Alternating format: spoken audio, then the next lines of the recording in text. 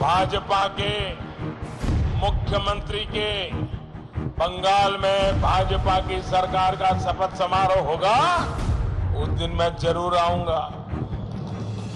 पश्चिम बंगाल में अभी 8 में से 2 दौर की ही वोटिंग हुई है, लेकिन पीएम मोदी ने 2 मई की फाइनल स्क्रिप्ट लिख दी है। बीजेपी ने जो नारा दिया 2 मई दीदी गई, उसे पीएम मोदी ने अपने शब्दों में बयां किया।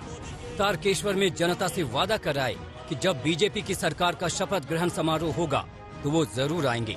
पीएम यहीं नहीं रुके, उन्होंने पहली कैबिनेट की रूपरेखा भी तैयार कर दी, या यूं कहें कि पीएम मोदी ने आज फिर माइंड गेम खेल दिया। बंगाल में बीजेपी सरकार आने के बाद सबसे पहला काम किसानों के हित में फैसला लेना होगा। पहली कैबिनेट में ही बंगाल में पीएम किसान सम्मान निधि को लागू करने का निर्णय लिया जाएगा। बंगाल के रण को जीतने के लिए बीजेपी ने पूरी ताकत झोंक दी है। प्रधानमंत्री नरेंद्र मोदी की रैलियों में भारी भीड़ के बाद बीजेपी के हौसले बुलंद हैं, लेकिन ममता बनर्जी को इससे कोई फर्क नहीं पड़ता। 1905 साल देश যখন পরাধীন ছিল তখন ইংরেজরা এসেছিল বাংলাকে ভাগ করতে, বঙ্গভঙ্গ আন্দোলন করতে। সেদিন রুখে দাঁড়িয়েছিলেন কে? রবীন্দ্রনাথ ঠাকুর রুখে দাঁড়িয়েছিলেন। রবীন্দ্রনাথ ঠাকুর রাখি বন্ধন করে বলেছিলেন, বাংলার মাটি বাংলার জল, বাংলার বায়ু বাংলার ফল, পূর্ণ হোক হে ভগবান, বঙ্গ ভাগ হতে দেব না।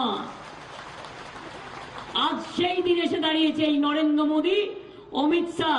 এরা বাংলাকে ভাগ করতে চায়, এরা বাংলাটাকে লুট করতে চায়, এরা বাংলাটাকে ধ্বংস করতে চায়, এরা বাংলা ভাষাটাকে শেষ করতে চায়, এরা বাংলাকে শেষ করতে চায়। हालांकि ममता बनर्जी को चक्रव्यूह में घेरने का प्लान बीजेपी ने उसी दिन बना लिया था जब नंदीग्राम से दीदी के खिलाफ शुभेंदु अधिकारी को मैदान में उतारने की रणनीति बनाई। ऐसे में ममता को 3 दिनों तक लगातार नंदीग्राम में ही कैंप करना पड़ा। लेकिन दूसरे चरण की वोटिंग वाले दिन पीएम मोदी ने जो बयान दिया उसे बीजेपी ने आगे बढ़ा दिया है। ममता और टीएमसी पर सीरियल अटैक के जरिए बीजेपी लगातार दबाव बनाई हुई है। 2 मई को क्या नतीजे आने वाले हैं, इसकी झलक हम 2 दिन पहले नंदीग्राम में देख चुके हैं।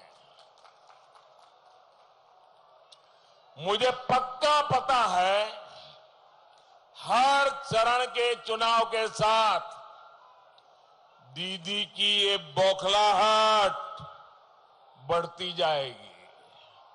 पश्चिम बंगाल के नतीजे इस बार सरकार तो बनी रही है, लेकिन नतीजे चौंकाने वाले आएंगे।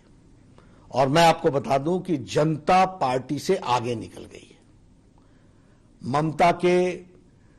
ममता जी के राज को लॉक स्टॉक एंड बैरल छुट्टी करने के लिए बंगाल की जनता आतुर बैठी है। ममता के 2 जगहों से चुनाव लड़ने की खबर को हवा देकर बीजेपी ने अपनी रणनीति को धार दी है। बंगाल में 7 अप्रैल वो तारीख है जब आखिरी दौर के चुनाव के लिए नामांकन भरा जा सकता है। 6 अप्रैल को पश्चिम बंगाल में तीसरे दौर का चुनाव है। नंदीग्राम में दूसरे दौर में ही वोटिंग हो चुकी है। अभी 6 दौर की वोटिंग बाकी है। ममता बनर्जी ने भवानीपुर सीट छोड़कर नंदीग्राम से चुनाव लड़ा। ऐसे में बीजेपी के बयान को ममता डार्टी पॉलिटिक्स करार दे रही हैं। আমি প্রধানমন্ত্রীকে বলবো, আপনি আপনার হোম মিনিস্টারকে আগে কন্ট্রোল করুন, তারপরে আমাদের কন্ট্রোল করবেন।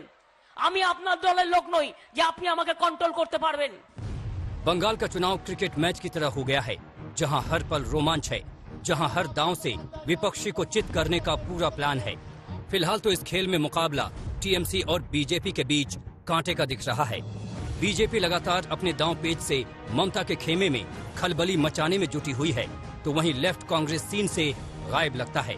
ऐसे में देखना होगा कि 2 मई को जीत के बाद पीएम मोदी शपथ ग्रहण समारोह में बंगाल जा पाते हैं या नहीं, या फिर तीसरी बार भी ममता की ही होती है ताजपोशी।